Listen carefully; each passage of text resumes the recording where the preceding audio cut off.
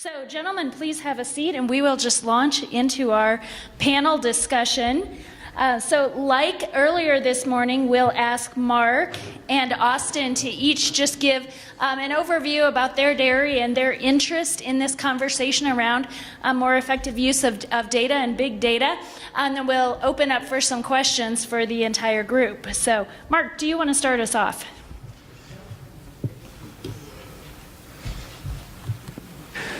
Good afternoon. I'm Mark Rodgers. I am from northeastern Vermont, live about 30 miles south of the Canadian border. Fifth generation farmer, grew up on a small Jersey dairy, graduated from the University of Vermont with a degree in dairy food technology, worked for the American Jersey Cattle Club in Ohio, worked in Hillmar, California, was there with took pictures at the ribbon cutting ceremony when Hillmar cheese opened. I farmed in Texas and then went back to Vermont. I tell everybody I traveled 1,000,000 miles to end out a half mile from where I started. I can see the family farm from my dining room right now. I have been involved in the dairy business in one way or another my entire life. I enjoy it a great deal. I have not used a proven bull since 2009. I have genomic tested every heifer that is born on my farm since 2009. I believe in genomics a great deal and have been very involved in trying to make the breed better. I'm also a breeder of polled dairy cattle. And so when we were talking about CRISPR technology up here, don't need CRISPR technology. Polled's a dominant trait. If you want polled cattle, breed them.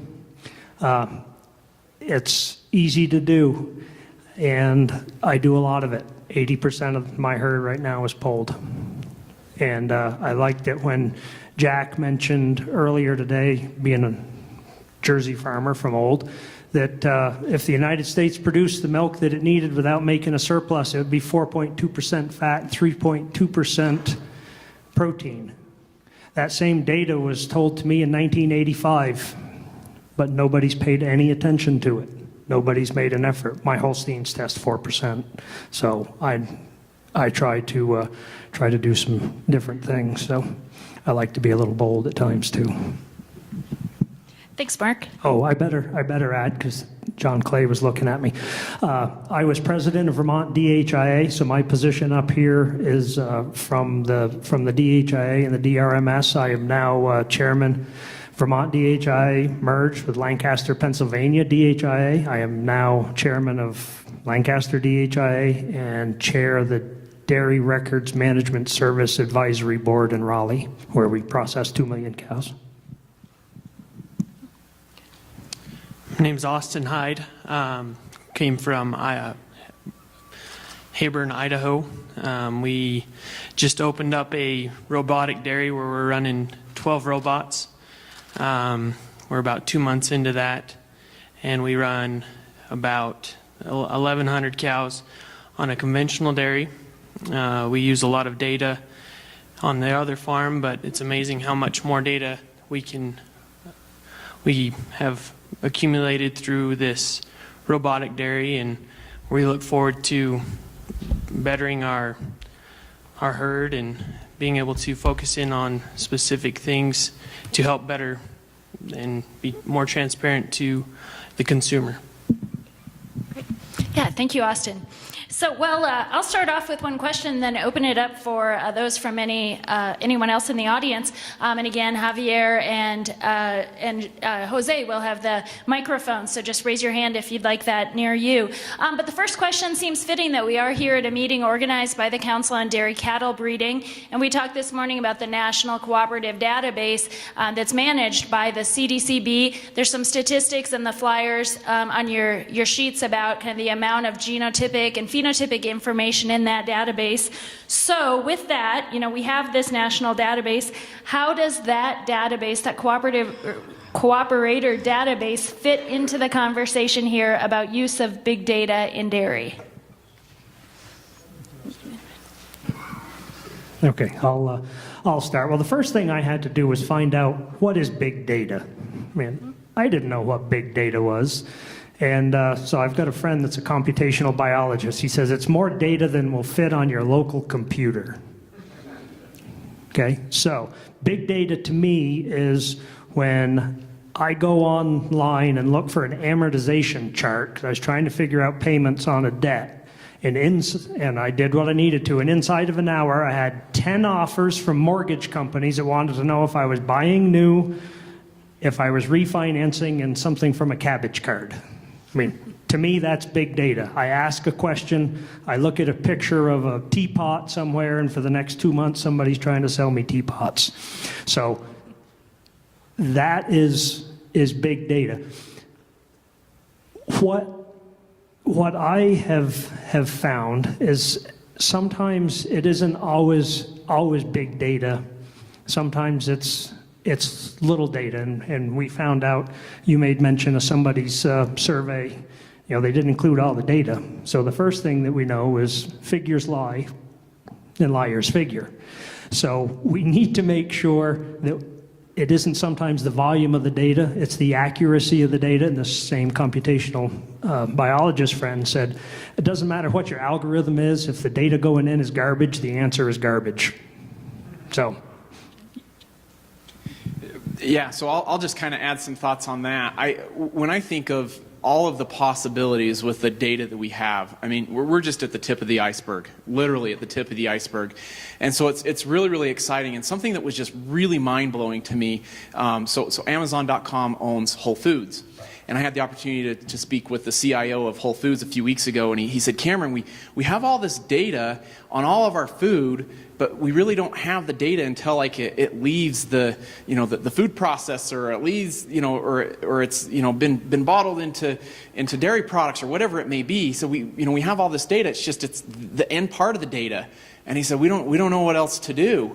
And in my mind, I'm thinking, God, like, I never hear that side of the coin. I'm always hearing people saying, well, I've got all the feed data, I've got the data at the feed lot, but I don't, what do I do with it from there?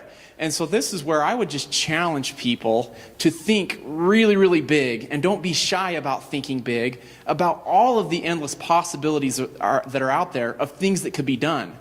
But then the reality is, once you've thought really, really big and you think, hey, I really want to go in this direction, then start really, really small. Because it doesn't have to be big and complex. It can be a really small amount of data and a small experiment that you start to refine and figure out how it can work. And then you can start to figure out how to scale it from there. And so I think it's easy and fun to think about all the big opportunities and possibilities, and I think that's great. But then start really, really small, because it gets so big and complex and so fast, then it makes it impossible to start anywhere. That it's, there's a lot of things that can be done with just an individual or two individuals to really start to unlock new value. And those are things that get me really excited. I had the time to think, of course. Big data, it's a bad word. Everybody says big and then volume. It's not the volume is, in my opinion, not the real issue. It's really the complexity, and then the thing is that it should be, in my opinion, always it should be used. If it's not used, it's worthless. And then, of course, the question comes: what about the public CDCB database? It's nice that it's public. I use it. I scrape it once in a while. I try to combine it. So that's where it becomes interesting, that you can use it and try to see trends, try to see what added value can it bring if you combine it then with local data sources from the farm. So it needs to be used. That's my thought on that. So just to kind of piggyback off of what Cameron was saying, and bring it down to a smaller scale, just from the experience we've had from starting this robotic dairy, the information that we're able to gather on a daily basis compared to what we were able to do on our conventional barn once a month on our tests, and how we are able to know a whole lot quicker when a cow is sick or when we need to go and visit this cow, and all the data that we can bring together and help our transition cows to be better, and it just kind of is amazing what we're able to do. Great, yeah, thank you. Any questions from the audience? Do you have one over here?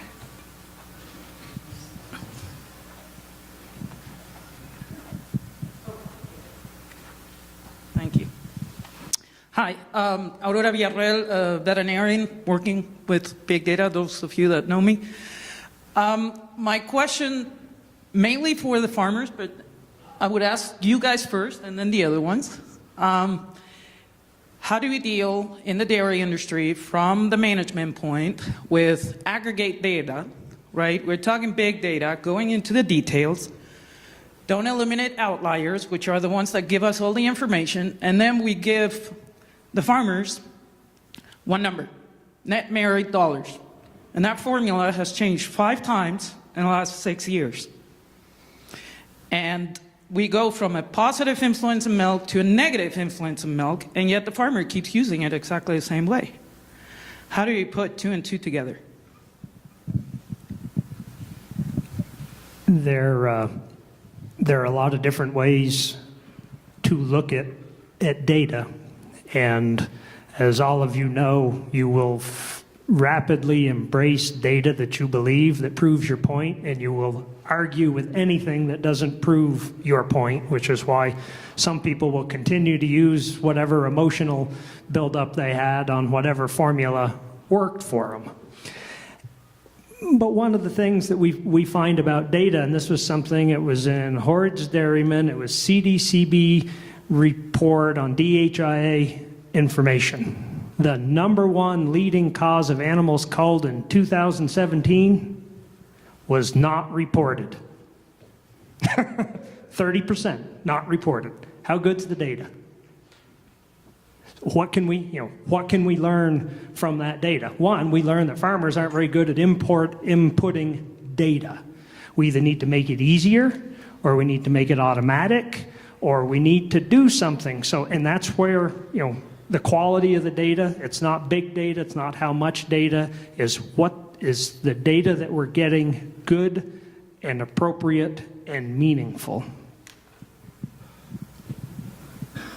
Well, with that, I think the robotics is kind of one of the big things, why the industry is going that way, is that through those robots, so much of that information is automatically put into the computer, so it gets rid of human error. So, Aurora, I'll comment, of course, like you probably can think of. The aggregation is bad. It's always good to use the raw ones. But of course, if you look from an industry perspective, if we would have thought about that 20, 30 years ago, the vision was net merit, it would improve the industry, and it did. And of course, if right now researchers prove that you can adjust it in this or that way, maybe right now I think the tools are out there. Why not create your own net merit for your own farm? If you think that it works and you believe in it, I'm not the one to try to convince you because you won't use it. But from let's say a broader visionary perspective, I think it made sense, and the proof will be in the eating. If net merit survives, let's say, or if somebody at a certain moment says, this is now the best metric, we'll see. I have no idea. And it will be in the eating, I think. Is that a good answer? She laughs. So I'll just make 2 quick comments on this. A little bit of a side note from when I was at John Deere. When John Deere would look at all of the fields that they had data on globally, around the whole world, there was a common field name amongst all fields globally, and that was the number 1. Why? Because when a farmer's on their display and they just want to get that tractor to go and move, they're going to put field, what field is it? Rather than type in Johnson back 40, they're going to type in 1. What's the seed variety? 1. Because they just want, and then it's a data quality problem. And so when I think of, trying to solve things with big data, data quality is always such a huge challenge. So rather than looking at it and saying, well, we could take these 12 data points or 20 data points that are all so critical, maybe just start small and think about 2 or 3 data points. Let's just really focus on what we can control and keep it small, and let's build out something that is robust and work, that's simple. And then we can start to add in a 4th data point, a 5th data point. Because the reality is if you're looking at 12, 20 data points, whatever, it gets so complex, so fast, there's data inaccuracy that now we've done more harm than good. So those are just a couple thoughts on my end.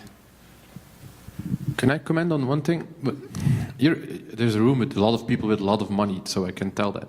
One of the things from a research perspective, my business partner would say that I shouldn't tell this, but from a research perspective, what we urgently need for the industry is ontology. Making sure that we can make these things talk to each other, but from an industry perspective, what you see is that why should you open up your ontology?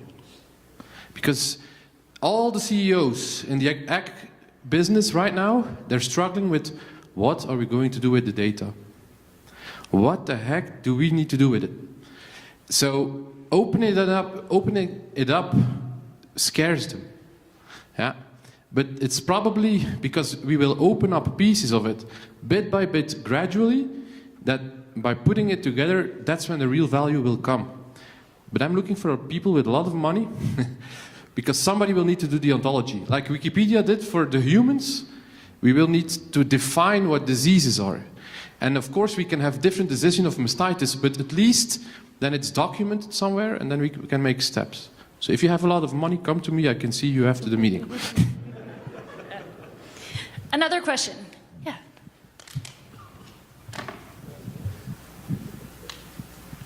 The one phrase that I find hope in is a predictive analytics. Because the thing is that drives me nuts in this business is we spend millions of dollars treating cattle that are already sick. We haven't accomplished anything. You've got to go back 2 pens, 100 days, 200 days, find out what's going on, where the problem, where the breakdown is. If you collect that data and get that right, you'll have predictive things that will help you stop cattle from getting sick in the first place.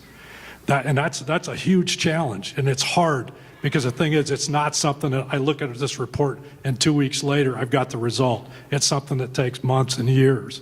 But if we're going to make any progress, those are the kinds of things we need to do, and that's maybe some of the stuff we can do with the data.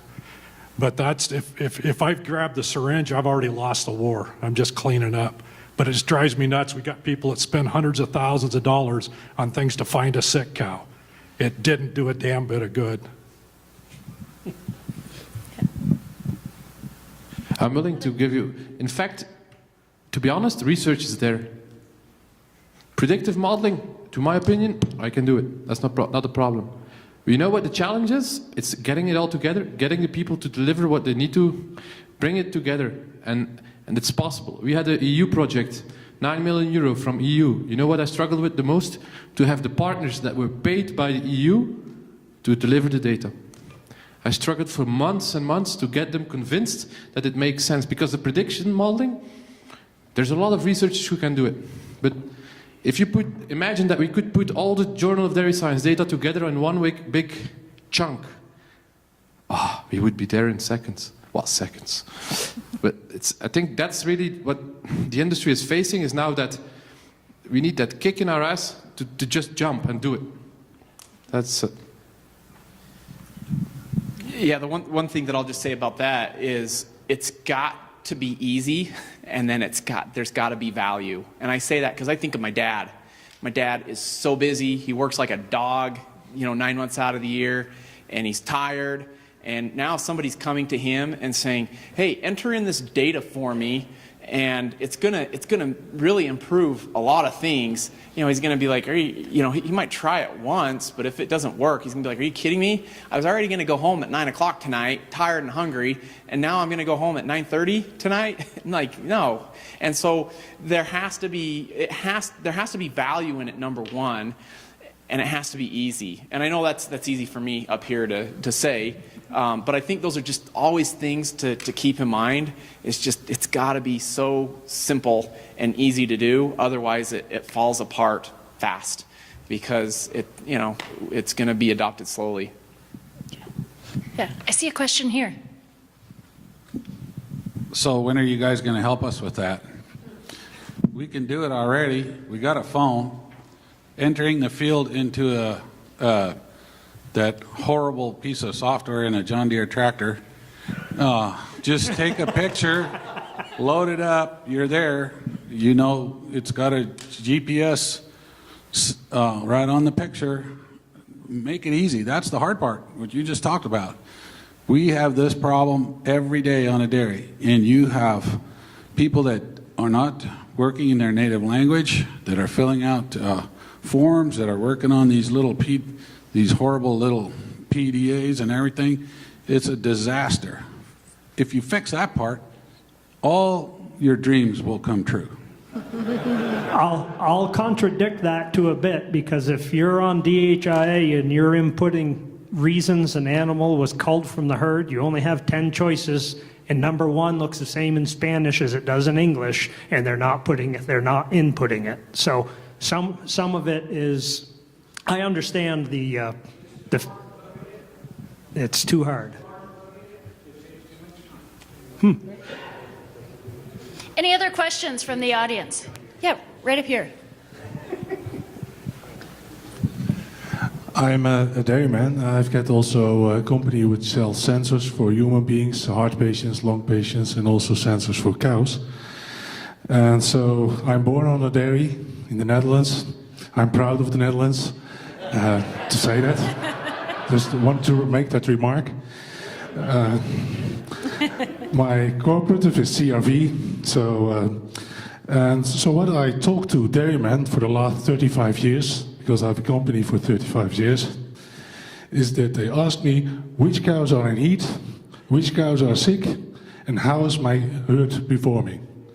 We have the sensor to do that, and that are the questions. And I like to improve it, to do more with big data, combining cow data, genomics, feed efficiency, and tell something to the herdsman to make it easy, make his life easy, and save labor, because you want to make economic results. That's my opinion. Any reaction here? He doesn't dare. No, I'm not going to. I think you're right. It's about making it decisions. Yeah, the data from Niels Rudd proved nicely. Everybody's focusing on the sensor part and then some of the data collection, but the decision making is failing. But the models are there. The models right now, there's enough proven. Can I tell you something? We receive about 1 million records per minute. You know how much we throw away? A lot. I can help you with that. For the dairyman, but we store it. We can do representative, we can look back and do more with the data. But that's indeed exactly what you're saying. It's about combining it then together with other things that are happening on the farm. But the one thing that we should always never forget, it's that customer at the end user, he needs to have simple things. And the thing that I always tell people right now is in modeling, rank. What does he need to do now? Tomorrow, and then afterwards, that's all long term. What does he have to do now? Yeah, okay, and we have, with Cow Manager, we have it now. It's make it easy. If you have a 10,000 cow dairy, only focus on those 30 or 50 cows which are really need attention. That's how it works. Yeah, we have one more question here. Well, I'm not sure how much of it is a question, but I'm Brian Van Dormel. I'm from Canadian Dairy Network in Canada. So we're an organization very similar to CDCB, and we're having the same kind of conversations. So you kind of have to look at this as a big, huge opportunity, but it requires action. In the United States, you're so big. You have so many stakeholders, so many players involved. And if you maintain them as separate silos, it'll be a huge challenge. Your challenge is to find ways to work together and to envision that outcome that is to the net benefit of your sector. In Canada, we're much smaller, and that maybe gives us some agility to be able to do exactly that, tear down those silos. And we're in the process of merging companies so that we don't have any more than one organization responsible for all of the DHI and all of the genetic evaluations. The reason we're doing that is because we need to break down the silos and serve the organizations, mine the data because it's all data. It all belongs to the dairy farmer, and use that to the best way we know how. Use these new technologies like artificial intelligence and data mining and even blockchain in certain situations to connect that data together. And honestly, it's a huge challenge, but the technology is there. It just needs the right leadership of the people to get it done. And I think you have a huge opportunity here, and I think CDCB is on the right track in trying to get the organizations in this industry together to have that conversation. So thank you. Yeah. Thank you, Brian. So I have one final question for the panelists, playing off something that Cameron mentioned, which he sees low-hanging fruit for the dairy industry in terms of more effectively utilizing data. So I would just ask each of our panelists if you could think of what is the low-hanging fruit in this area and who needs to be in the conversation to make it happen. Okay.